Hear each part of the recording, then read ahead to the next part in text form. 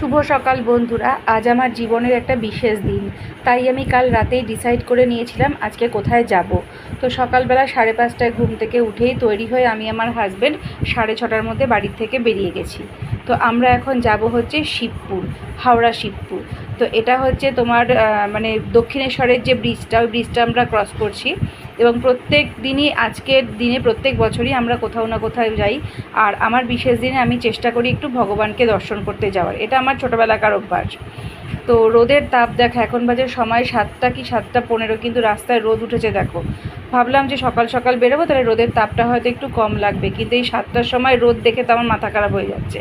কিন্তু উল্টো দিকে আকাশটা দেখো, আকাশটা এত সুন্দর, কি ভালো লাগছে আকাশের এই অপরূপ দৃশ্যটা দেখে। তো আমরা চলে এসেছি মন্দিরে, এসে রাধারানী শ্রীকৃষ্ণকে দর্শন করে নিয়েছি, তাদের সাক্ষী রেখে দুটো ফটোও তুলে নিলাম।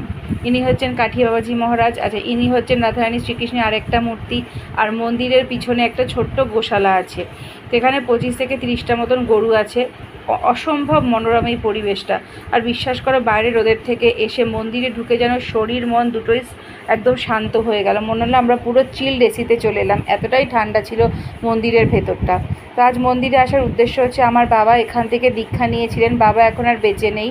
তো আজ আমরা বাবার নামে কিছু ডোনেশন করতে এসেছি।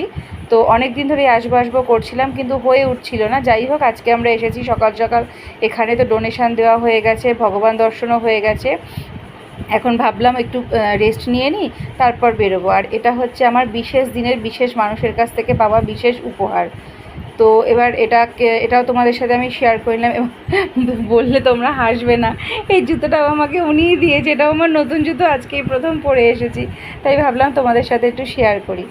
এবার চলো ফেরার পাড়া ছোট্ট করে কিছু টিফিন করলাম, নানপুরি খেলাম আর আলুর দম খেলাম। খেয়ে একটু চা বিস্কিট খেয়ে আমরা আবার বাড়ি ফেরার পথে। এখন বাজে সময় প্রায় 11টা। মানে এই সময়টা মানে পিঠের চামড়াটা মনে হচ্ছে যেন পুড়ে জ্বলে যাচ্ছে, এতটাই রোদের তাপ। আর আমার হাজব্যান্ড তো সারা গরমে এই একটা সাদা গামছা গলায় মাথায় জড়িয়ে রাখে। আমি বলি কেন এটা জড়িয়ে রাখো, বাজে লাগে না দেখতে? বলছে না, এটাই সব থেকে ভালো, যখন প্রয়োজন পড়ে ঘাম মুছে না, এবার এটাতে মাথায় দিয়ে তারপর হেলমেট পরে, নাহলে গরমকালে খালি মাথায় হেলমেট পরলে তো মাথায় আর একটা চুলও থাকবে না। তো এখন আমরা বাড়ি ফিরছি, দেখো বাড়ি ফেরার পথেও কিন্তু আকাশটা খুবই সুন্দর। তো যাই হোক, আজকের দিনটা আমার ভালোই কাটলো। নতুন একটা ব্লগে তোমাদের সাথে দেখা হবে।